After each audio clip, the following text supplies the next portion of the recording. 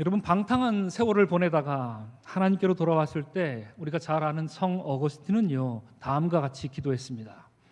오 하나님, 당신은 우리를 당신을 향해서 살도록 창조하셨으므로 우리 마음이 당신 안에서 쉼을 얻을 때까지는 편안하지 않습니다. 여러분, 많이 들어보신 기도문이라 생각이 드는데요, 자기 마음대로 인생을 쥐락펴락할 수 있다고 믿고 살다가 마침내 하나님께로 돌아온 기독교 역사상 가장 위대한 성직자이자 지성인의 가슴 절절한 믿음의 고백입니다. 특별히 마지막 구절이 그러합니다. 우리 마음이, 내 마음이 당신 안에서 쉼을 얻을 때까지는 평안을 얻을 수가 없습니다. 이렇게 고백합니다. 여러분, 저는 우리 믿음의 신앙의 본질이 무엇인가를 놓고 생각할 때마다 이 어거스틴의 고백록 거의 맨 앞 페이지에 나오는 이 어거스틴의 이 기도문을 다시 한번 습관처럼 읽게 됩니다. 하나님 안에서 쉼을 얻을 때까지 편안하지 않다는 것, 참된 평안을 얻을 수 없다는 것. 여러분, 우리가 이 말에 쉽게 공감이 가는 것은요, 우리가 세상에 나아가 믿음으로 선한 싸움에서 승리하라고 해도 그게 쉬운 일이 아니라는 것을 여러분들이나 저나 날마다 경험하고 있기 때문입니다. 육신의 질병이라든가 또는 우리 자신과 가까운 가족이나 지인들이 안고 있는 여러 가지 삶의 문제들이 끊임없이 우리를 괴롭히고 있는 그런 현실을 살고 있고요, 우리 중 누구 하나라도 이로부터 자유로운 사람이 없기 때문입니다. 여러분, 그런데 우리 기독교 역사 속에서 위대한 신앙인들이라 할 수 있는 그런 사람들, 예를 들면 바울 사도나 혹은 방금 말씀드린 이 어거스틴 같은 위대한 이 신앙인들도 이러한 삶의 문제들로부터 자유롭지 못했습니다. 그들도 이런 문제들을 비껴가지 못했습니다. 아니, 오히려 그들의 삶을 면면히 들여다보면 그들은 사실 우리보다도 더 심각한 질병을 앓았던 사람이었고요, 우리보다도 더 참기 어려운 유혹의 상황에 놓여 있던 사람들이었고요, 우리보다도 더 위태한 삶의 문제들을 평생토록 안고 살았던 사람들이 바로 그 위대한 신앙인들이었습니다.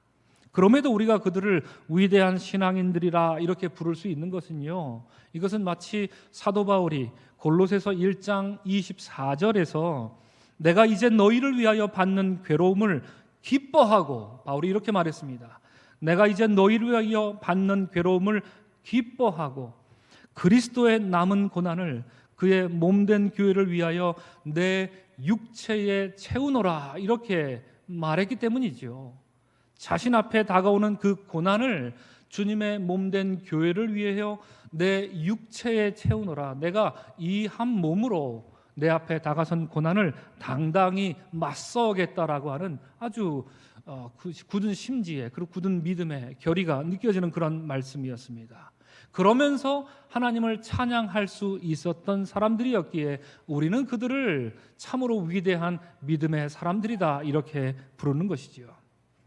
고통으로 점철된 위기의 상황을 오히려 예수님께 더 가까이 나아가는 기회로 삼았던 사람들, 거기에 우리 같은 보통 사람들과 그 위대한 신앙인들의 차이가 있지 않을까, 그런 생각을 해봅니다. 오늘 말씀을 나누기에 앞서 사랑하는 서강의 성도 여러분, 여러분들을 축복하고 싶습니다. 오늘 설교 제목을 저는 홀로 계신 예수 곁에서 듣다라고 이렇게 정했는데요, 한번 따라해 보시겠습니다.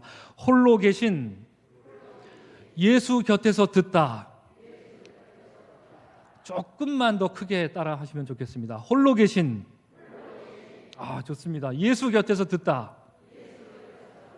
아멘. 제가 오늘 말씀을 그렇게 정했는데요, 여러분들이 만약 삶의 문제와 영혼의 문제로 신음하고 계시다면, 오늘 이 자리에 나오신 여러분들 중에 아직도 해결되지 못하는 그런 문제가 있어서 어찌할지 모르겠다라는 생각 가지고 오늘 예배에 나오셨다면, 이 시간 우리에게 찾아와 말씀하시는 예수님 곁에 한 걸음 더 다가가서 그분의 음성을 듣고 위로받는 시간 될 수 있기를 주의 이름으로 축복을 드립니다. 아멘.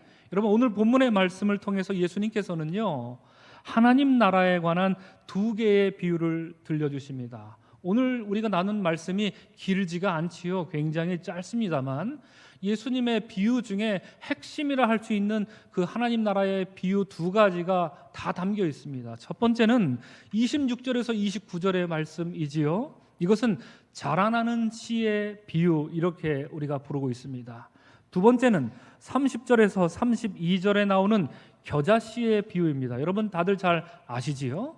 먼저 자라나는 씨의 비유에 대해서 우리가 살펴보면요, 첫 번째로 예수님께서는 이 자라나는 씨의 비유를 통해서 하나님의 나라는 사람이 인위적으로 인공적으로 만들어 나갈 수 있는 게 아니다, 이렇게 못 박아 말씀하십니다.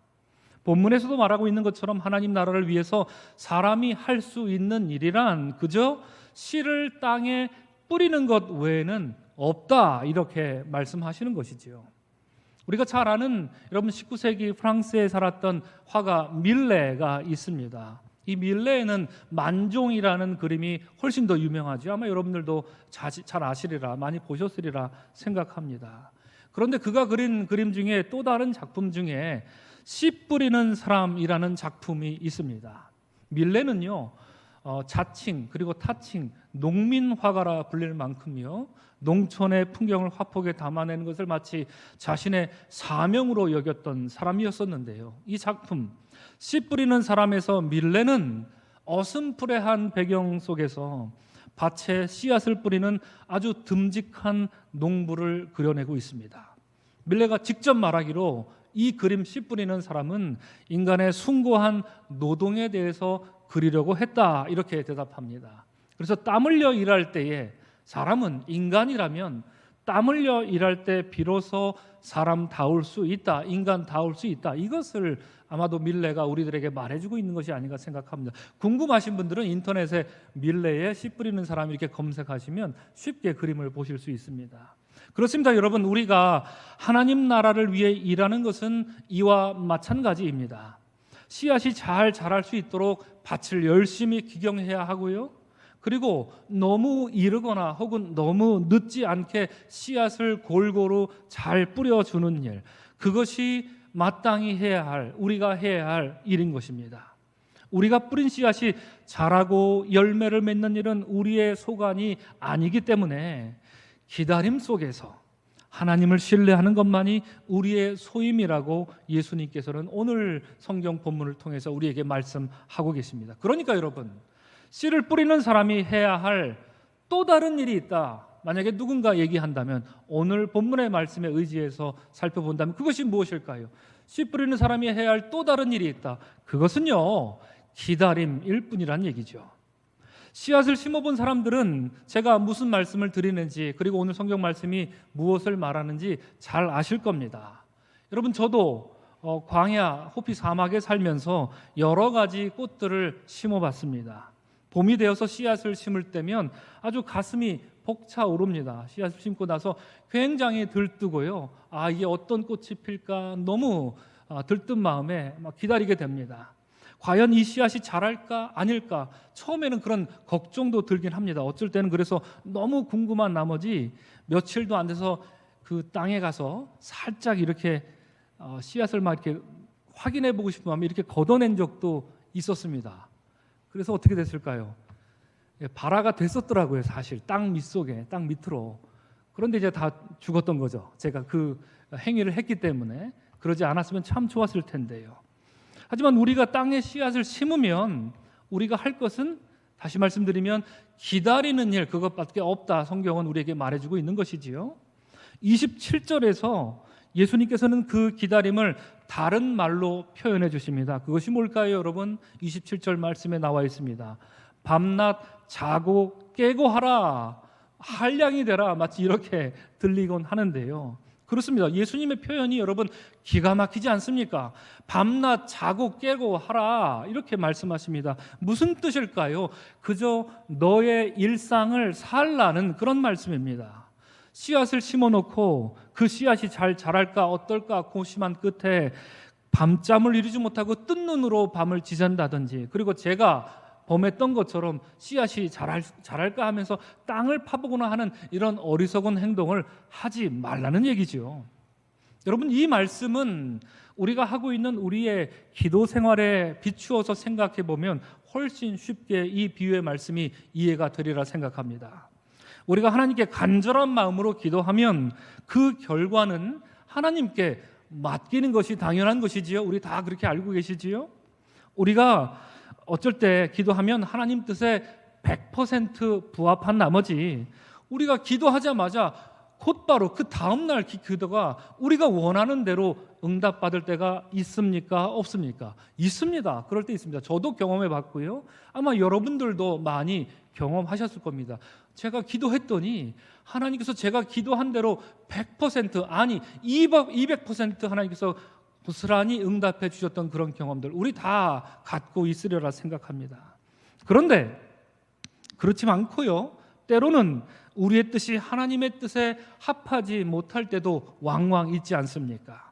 그럴 때는 하나님의 방법으로 하나님께서는 우리에게 또 다른 어떤 깨달음이라든지 다른 방법으로 우리에게 응답을 해주시는데요. 그 응답은 하나님의 소관이라는 말입니다. 그래서 키에르케고르는 이렇게 기도에 대해서 정의를 합니다. 아주 유명한 정의고 참 중요한 정의인데요. 기도는 우리의 뜻을 하나님께 관철시키는 게 아니라 우리의 뜻을 하나님의 뜻에 조율하는 것이다. 이렇게 말한 바 있습니다. 참 기가 막힌 기도에 대한 정의겠지요. 또한 오늘날 금세기 최고의 기독교 지성인이라 불리는 C.S. 루이스라는 영국의 작가이자 신학자가 있습니다. 그는 그의 책 천국과 지옥의 이혼이라는 책에서 다음과 같이 말한 바 있습니다. 그는 말하기를 세상에는 딱 두 종류의 인간밖에 없다 이렇게 말하는데요. 첫째는 하나님께 당신의 뜻이 이루어지이다 말하는 사람들과 이것이 첫 번째 사람들이라고 말합니다. 당신의 뜻이 이루어지이다 이렇게 기도하는 사람, 첫 번째 사람들. 두 번째 사람들은 어떤 사람들일까요? 하나님의 입에서 끝내 그래 네 뜻대로 되게 해주마 이런 말을 듣고야 마는 사람들, 이런 사람들이 두 번째 사람들이다 이렇게 C.S. 루이스가 말한 바 있습니다. 아주 참 위대한 통찰이 아닐 수가 없습니다. 하나님께 기도하고 내 뜻이 아니라 하나님의 뜻이 이루어지기를 믿음으로 기다리는 사람들은요, 그 기다림조차 행복이 됩니다. 그리고 그런 과정이 삶에 깊이 온축되고 시간이 흐르면서 더욱더 선하신 하나님의 은혜로 충만한 신앙을 갖게 되는 것, 그것이 우리가 바라고 우리가 구해야 할 우리의 믿음 생활이겠지요. 하지만 반면에 하나님의 뜻이 아닌 자신의 뜻이 이루어지기를 고집스럽게 바라는 사람들은요, 그 기다리는 시간 자체가 이미 지옥이라는 말이지요. C.S. 루이스에 따르면 말입니다. 아무도 그에게 너는 지옥에 가서 살아라 하지 않았는데 그 스스로 지옥을 마치 방석처럼 깔고 안고 살아가고 있는 사람들의 삶이, 그들의 기도가 이러하다 이렇게 꼬집어서 C.S. 루이스가 말해주고 있는 것입니다. 여러분들은 첫 번째 기도자입니까? 아니면 두 번째 기도자입니까? 우리가 회개하는 마음으로 주님 앞에 스스로 물어봐야 할 줄 압니다. 오늘 본문의 말씀이 여러분 더욱더 흥미로운 것은요, 27절에서 예수님께서는 우리가 씨앗이 어떻게 나고 자라는지 너희는 알지 못한다 이렇게 못 박아 말씀하시면서 28절에서 땅이 스스로 열매를 맺는다 이렇게 말씀하시기 때문입니다. 한번 따라해 보겠습니다. 땅이 스스로, 한 번 더 스스로를 크게, 스스로 열매를 맺는다. 예, 그렇습니다. 그렇게 예수님께서 말씀하십니다. 여기서 스스로라는 말은요, 성경 원어로 아우토마토스 이렇게 말합니다. 말이 재밌죠? 한번 따라해 볼까요? 여러분, 아우토마토스. 독일에 가면 아우토반이라는 이 고속도로가 있잖아요, 그죠? 그리고 영어에 여러분 오토매틱 이런 말, 자동적으로 되다, 자동적으로 이런 뜻, 그런 말 있죠? 그 말이 오토매틱, 아우토반 이런 말이 그 오토가 자동적으로 뭐가 된다, 이 말이 아우토마토스, 스스로 된다 하는 이 표현에서 히라보에서 온 말입니다. 그리고 이 단어는요, 히라보 성경, 신약 성경에 딱 두 번만 나와요. 한 번은 여기고요, 다른 한 곳은 사도행전 12장입니다. 사도행전 12장에 보면 베드로가 감옥에 갇힌 적이 있지요. 그런데 갑자기 옥문이 어떻게 열립니까? 스스로 저절로 열렸다. 한국말 성경에 그렇게 번역이 되어 있습니다. 그렇습니다. 저절로 열렸다 할 때 그 저절로가 아우토마토스라고 사용되고 있습니다. 여러분, 옥문이 닫혔는데 잠겼는데 이것이 스스로 열렸다. 우리가 이런 걸 놓고 우리말로 뭐라 그러죠? 기적이 일어났다 이렇게 말하지 않습니까? 그렇죠? 그렇지 않습니까? 어떻게 잠가놓은 그 옥문이 저절로 스스로 열리는가? 기적이 일어났다 이렇게 말합니다. 그러나 세상 사람들은 땅에서 식물이 자라날 때 그것을 보고 기적이 일어났다 말하는 사람들이 있습니까? 없습니까? 거의 없습니다. 우리 서강교회 성도님들 빼고는 없는 것 같습니다. 그러나 성경은 두 가지 기적을 얘기합니다. 하나의 기적은 옥문이 열렸다. 이것이 기적이다. 또 다른 기적은 땅에서 씨앗이 스스로 일어난다. 이것이 기적이다. 이것이 하나님이 하시는 일이다. 그렇게 말하고 있는 것이지요. 여러분, 이것이야말로 기적인데 그렇게 그 기적을 통하여서 하나님께서는 자신의 하나님 나라를 스스로 일구어 나가신다라는 것이 오늘 이 하나님 나라의 말씀의 첫 번째 나오는 비유 말씀의 핵심인 것이지요. 그래서 독일의 신학자인 칼 라너에게 어떤 사람이 이런 질문을 던졌습니다. 당신은 기적을 믿습니까? 내가 볼 때 당신 기적 안 믿는 것 같은데요. 이렇게 물었을 때 라너가 이렇게 대답했다고 하죠. 아주 유명한 대답입니다. 나는 기적을 믿지 않습니다. 이렇게 처음에 말을 하더니 이렇게 말합니다. 다만 매일 기적의 의지에 살아갈 뿐입니다. 이렇게 말했다고. 여러분, 위대한 대답입니다. 우리는 기적을 믿고 기적을 쫓고 그렇게 살라 주님은 말씀하지 않으십니다. 기적은 이미 우리 일상 속에 들어와 있는데 우리가 보지 못하는 것이지요. 우리는 옥문이 열려야 그것을 기적이라 인정하지 꽃이 피는 것을 기적이다 말하는 사람은 거의 없는 것과 마찬가지입니다. 아침에 눈을 뜬다는 것, 이 얼마나 위대한 기적입니까? 하나님이 우리에게 베풀어 주시는 기적 아니겠습니까? 하나님의 나라는 바로 그와 같은 하나님의 뜻에 의해서 누가 뭐라고 하든 우리가 알지 못하더라도 매일매일 당신께서 친히 이끌어 가신다라는 말씀을 오늘 이 비유의 말씀에서 예수님께서는 그 제자들에게 들려주고 있는 것입니다.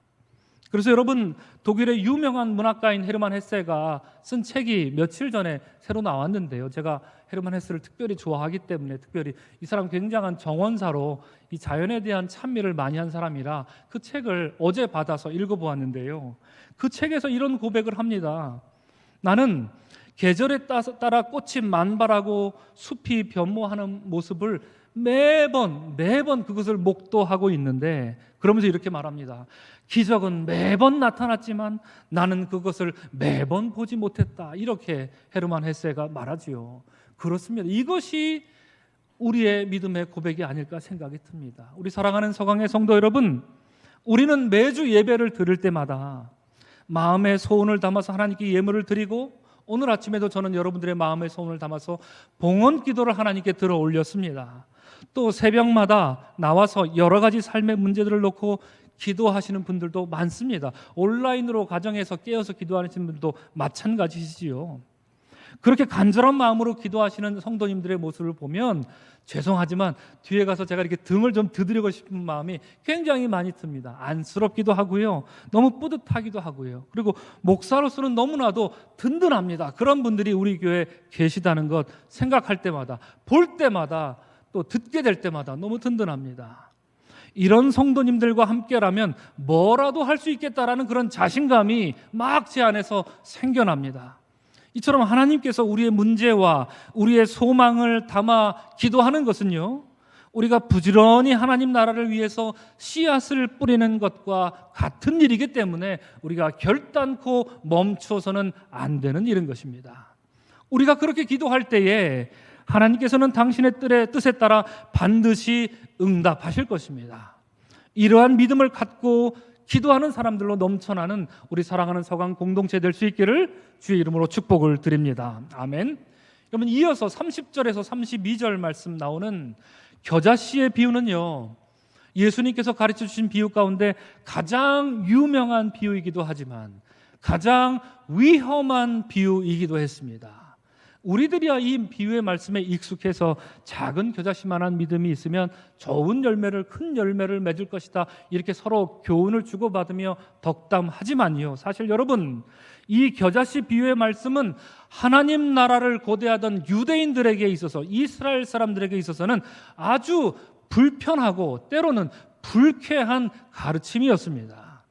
서기관들이나 바리새인들은 두말할 필요 없었고요, 예수님의 제자들도 예외는 아니었을 것입니다. 말하자면 여러분, 이제 막 불붙은 그 12 제자들의 가슴에 어쩌면 예수님께서는 이 비유의 말씀으로 찬물을 끼얹는 그런 일을 했을지도 모른다는 생각이 들 정도입니다.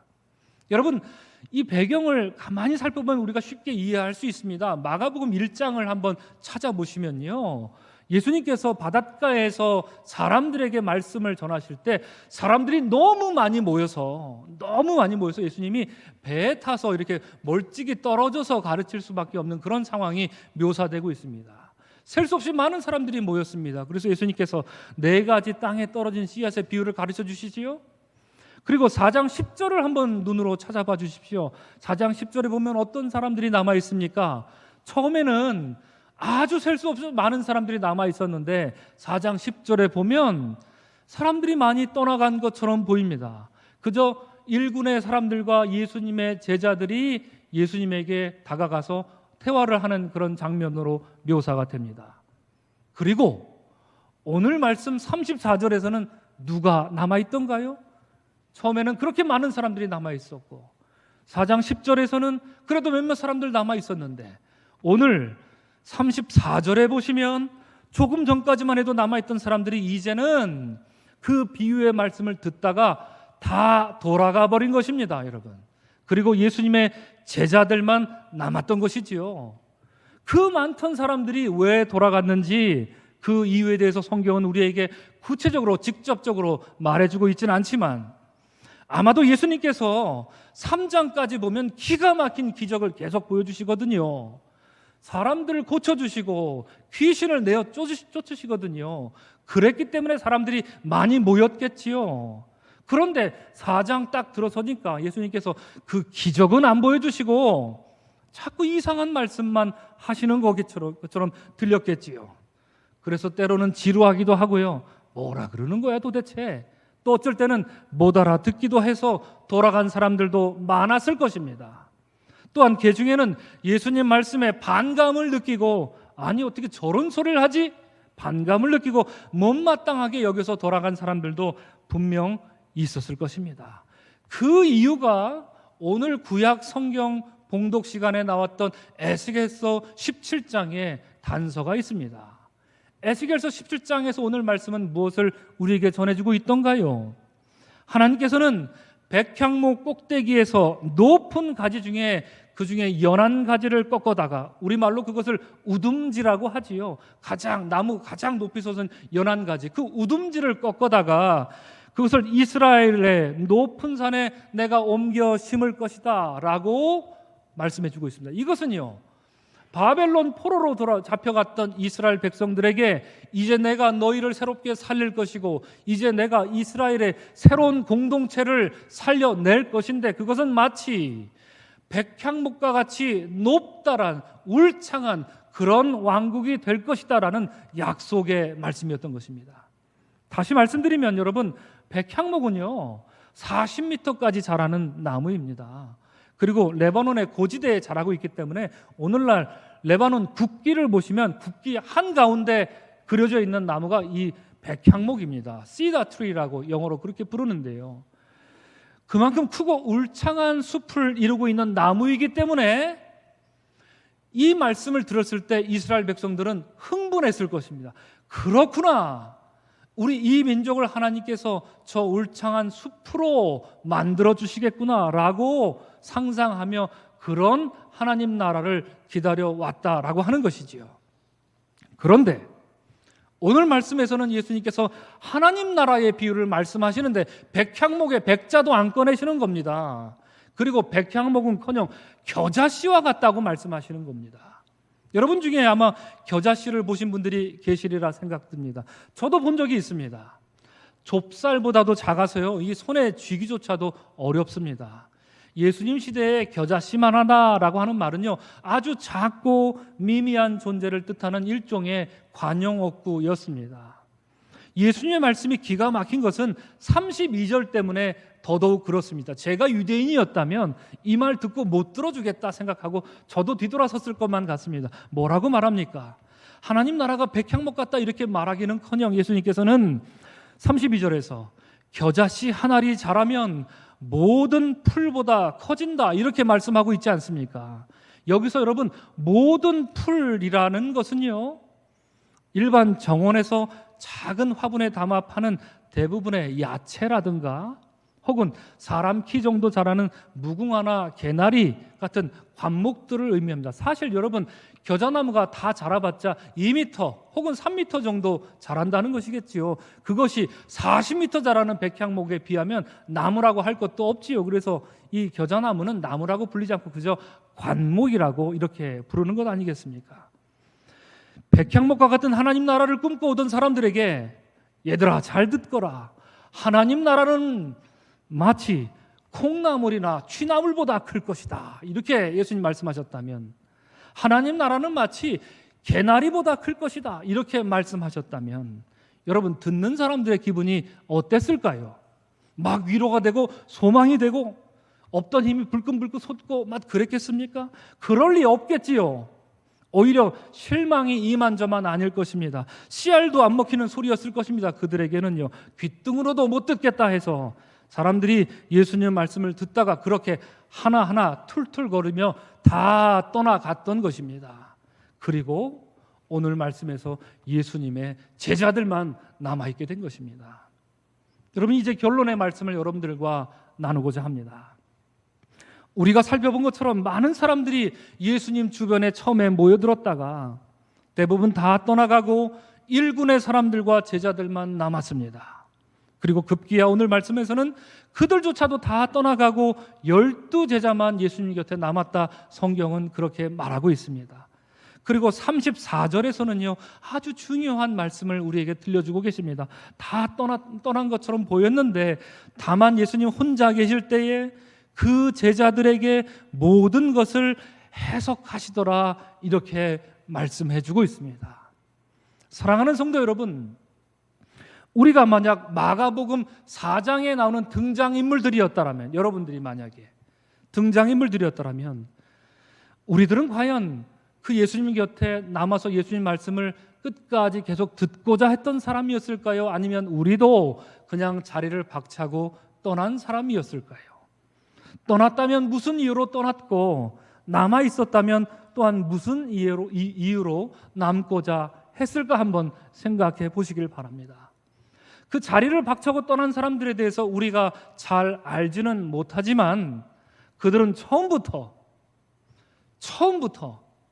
예수님의 말씀을 들으러 모인 사람들이 아니었습니다.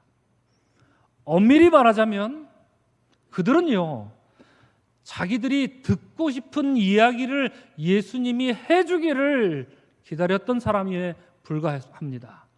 자기들이 보고 싶었던 것을 예수님이 보기 위해서 그 자리에 모였던 사람에 불과합니다.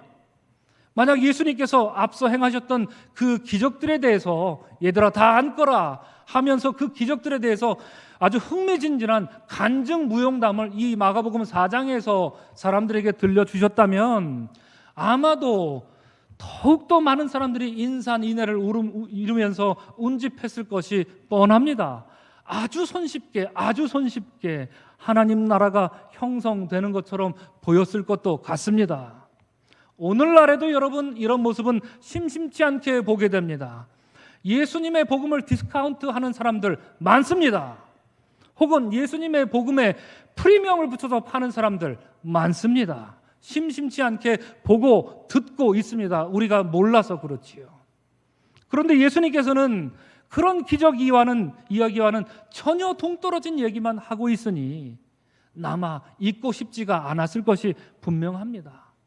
하나님 나라는 이러이러하다 말씀하시는데요, 밤낮 너희가 자고 깨는 중에 하나님 나라의 기적이 일어난다 말씀하시니 도대체 이게 무슨 말이란 말입니까 여러분? 진짜 기적은 볼 수 없는 곳에서 일어난다 하는 예수님 말씀이신데 이것이 그들에게 매력적인 말로 들리지가 않았을 것이란 말입니다. 또한 하나님 나라는 백향목이 아니라 겨자씨 하나가 같다 하시는데요, 도대체 이것은 또한 무슨 말이란 말입니까? 예수님 말씀은 진짜 하나님 나라는 이처럼 작고 미미한 존재들로부터 시작된다. 여러분과 저처럼 말이죠, 우리들로부터 하나님 나라가 시작된다, 이렇게 예수님 말씀하고 계신 것이지요. 예수님께서는 그들이 듣고 싶은 이야기가 아니라 그들이 들어야 할 말씀을 해주시는 분이셨습니다. 그랬더니 모두들 떠나갔고 오직 12 제자들만이 홀로 계신 예수님 곁으로 다가갔던 것입니다. 쭈뼛쭈뼛 다가갔을 겁니다. 정말 가까이 가도 되는가 말아야 되는가 그들도 반신반의하며 쭈뼛쭈뼛 거리며 예수님께 다가갔을 것입니다. 여러분, 우리 사랑하는 서강의 성도 여러분, 그 12 제자 중에 여러분들의 이름이 있기를 주님의 이름으로 간절히 축원을 드립니다. 여러분, 혼자 남겨진 예수님 버려두고 가지 마십시오. 오늘 이 제자들이 위대한 것은 예수님 홀로 남겨지셨다 했을 때 그 예수님 곁으로 갔던 것입니다. 주님이 하늘의 깊은 지혜로 우리가 다가가면 우리에게 들려주실 것입니다. 우리에게 친히 해석해 주실 것입니다. 반드시 들어야 할, 우리가 반드시 듣고 우리 삶 속에 반드시 적용해야 할 그 생명의 말씀으로 우리를 깨우쳐 주실 것입니다. 그리하여 그분 한 분 예수만으로 우리 삶 속에 이미 성큼 들어와 있는 하나님 나라가 무엇인지 우리로 하여금 똑똑히 보게 해 주실 것입니다. 그 하나님 나라는 밤낮 자고 깨는 중에 기쁨과 감격과 소망으로 우리 삶 속에 이미 들어와 있습니다. 그 하나님 나라로 인해 하루하루 감격하며 사는 그 일상의 기적을 이루며 사는 우리 모두가 될 수 있기를 주의 이름으로 축복합니다. 아멘. 기도하겠습니다. 사랑의 하나님, 우리가 들어야 할 말씀을 들려주옵소서. 우리는 때때로 우리가 듣고 싶은 말만 귀를 엿고 듣고자 하는 때가 참 많이 있습니다. 주님, 우리 홀로 계신 예수님을 버려두고 떠나지 않게 하시고 그분 곁에 더 가까이 서서 주께서 우리에게 친히 말씀하시는 그 위대한 말씀에 귀 기울여 우리 일상에 성큼 다가와 있는 하나님 나라로 인해 감격하며 사는 모든 서강의 성도들 될 수 있도록 인도하여 주시옵소서. 때때로 우리는 지난한 삶을 산다 생각할 때가 많습니다. 풀리지 않는 삶의 숙제들이 여전합니다. 그러나 주님 우리와 함께 계시기에, 주님 우리와 함께 동행하시기에 예수 그리스도만으로 이 삶의 문제들이 해결받게 됨을 우리가 믿기에 날마다 주님 곁에 나아가기를 소망하오니 주님 우리와 동행해 주시고 우리 삶 속에 함께 하시는 주님을 똑똑히 바라보며 사는 믿음의 여정 되게 하여 주시옵소서. 감사하고 축복하며 예수님의 이름으로 기도합니다. 아멘.